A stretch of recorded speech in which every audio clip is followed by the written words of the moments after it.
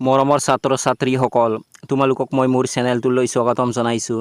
আজি মই সপ্তম শ্ৰেণীৰ সমাজ বিচিত্ৰা পাঠ্যপুথিৰ সমাজ বিজ্ঞানৰ কৰ্মপুথিৰ পাঠ 6 মধ্যযুগৰ ভাৰত পাঠটোৰ প্ৰশ্নসমূহৰ উত্তৰসমূহ আলোচনা কৰিম। গতিকে তোমালোকে ভিডিঅ'টো প্ৰথমৰ পৰা শেষলৈকে চাবা। প্ৰথমতে দিয়া আছে তলৰ প্ৰশ্নবোৰৰ 1 নঙৰ পৰা 5 নঙলৈ শুদ্ধ উত্তৰটোৰ কাষত থকা গোল চিনটো পূৰ কৰা। 1 নম্বৰ প্ৰশ্নটো হৈছে পানিপথৰ দ্বিতীয় যুদ্ধ কেতিয়া সংঘটিত হৈছিল? ইয়াৰ শুদ্ধ উত্তৰ হৈছে অপশ্যন নম্বৰ ঘ 1556 খ্ৰীষ্টাব্দত। গতিকে তোমালোকে অপশ্যন ঘৰ কাষত থকা বৃত্তটো পূৰ কৰি দিবা।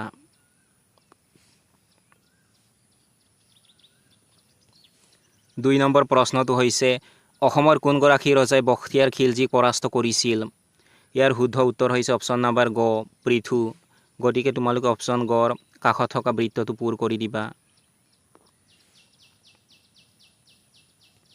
3 নম্বৰ প্ৰশ্নটো হৈছে কোনটো সঠিক ক্ৰম? ইয়াৰ শুদ্ধ উত্তৰ হৈছে অপশ্যন নম্বৰ ঘ দাস বংশ, খিলজী বংশ, তুগলক বংশ, ছৈয়দ বংশ, লোদী বংশ। গতিকে তোমালোকে অপশ্যন ঘৰ কাষত থকা বৃত্তটো পূৰ কৰি দিবা।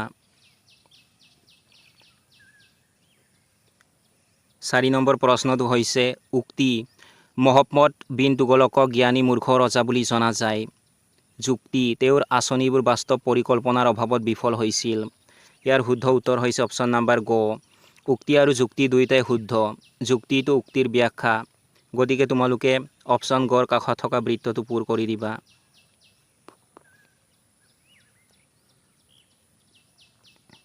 5 নম্বৰ প্ৰশ্নটো হৈছে ৱাজিৰ কি বিভাগৰ মুৰব্বী আছিল? ইয়াৰ শুদ্ধ উত্তৰ হৈছে অপশ্যন নম্বৰ গ বিত্ত। গতিকে তোমালোকে অপশ্যন গৰ কাষত থকা বৃত্তটো পূৰ কৰি দিবা।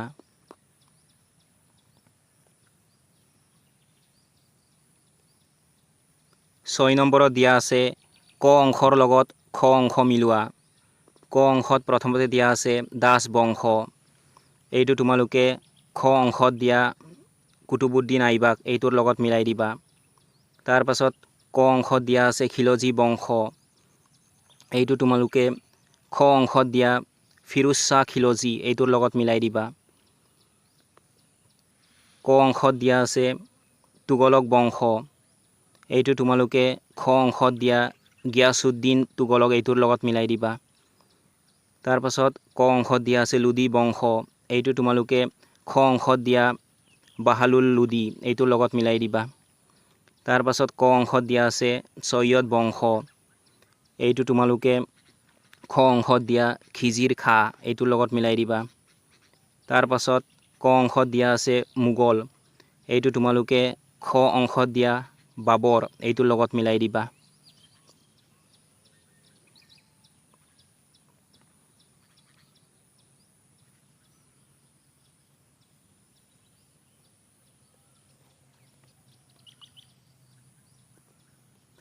সাত নম্বৰত দিয়া আছে তলৰ সংস্কাৰবোৰ কোনজন চুলতানৰ আমোলত হৈছিল?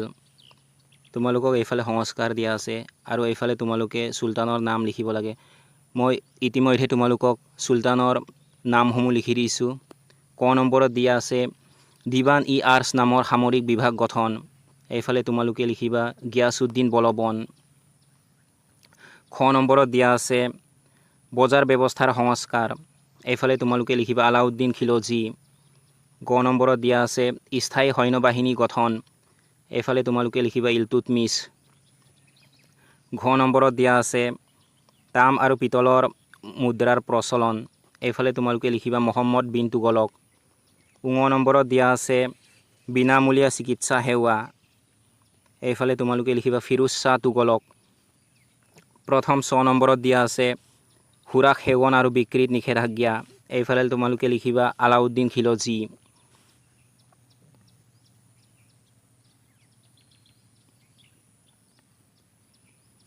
8 নম্বৰত দিয়া আছে চুলতানী আমোলৰ প্ৰশাসন ব্যৱস্থা আৰু মোগলসকলৰ প্ৰশাসন ব্যৱস্থাৰ দুটাকৈ সাদৃশ্য আৰু বৈসাদৃশ্য লিখা। এইফালে মই তোমালোকক ইতিমধ্যে সাদৃশ্য আৰু বৈসাদৃশ্য দুটাকৈ লিখি দিছোঁ। এইফালে তোমালোকে লিখিবা সাদৃশ্যত দুয়োখন শাসন ব্যৱস্থাতে ৰজা বা চুলতান সৰ্বোচ্চ ক্ষমতাৰ অধিকাৰী আছিল। এইফালে লিখিবা দুয়োটাতে সামৰিক বাহিনীৰ ওপৰত গুৰুত্ব দিয়া হৈছিল। তাৰপাছত বয় সাদৃশ্য এইফালে লিখিবা চুলতানী আমোলত প্ৰশাসন বেছি কেন্দ্ৰিক আছিল, তুলনামূলকভাৱে ধৰ্মনিৰপেক্ষ আছিল। এইফালে লিখিবা মোগল আমোলত মনচবদাৰী প্ৰথাৰ দৰে এক সুসংগঠিত প্ৰশাসনিক ব্যৱস্থা আছিল, যিটো চুলতানী যুগত নাছিল।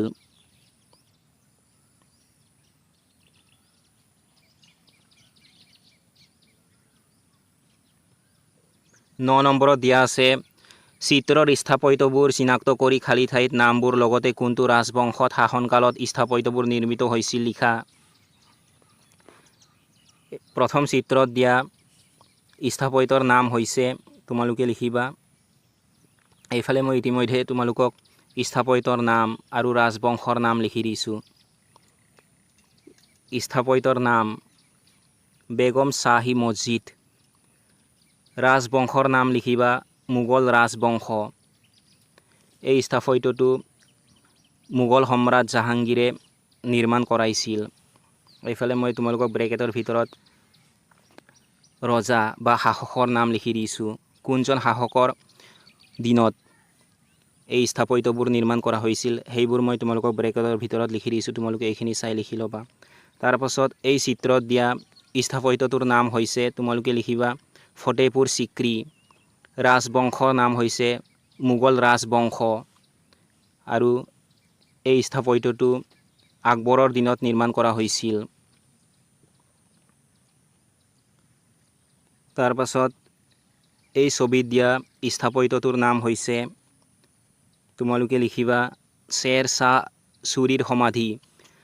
ৰাজবংশৰ নাম হৈছে তোমালোকে লিখিবা চুৰ ৰাজবংশ। তাৰপাছত এইফালে দিয়া স্থাপত্যৰ নাম হৈছে তোমালোকে লিখিবা তাজমহল।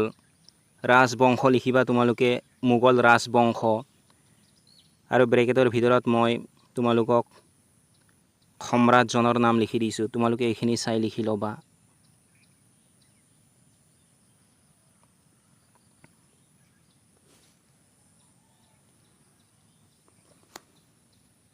দহ নম্বৰত দিয়া আছে মধ্যযুগৰ ভাৰতৰ মানচিত্ৰ এখন আঁকি দিল্লীৰ চুলতানী শাসনৰ বিস্তৃতি দেখুওৱা।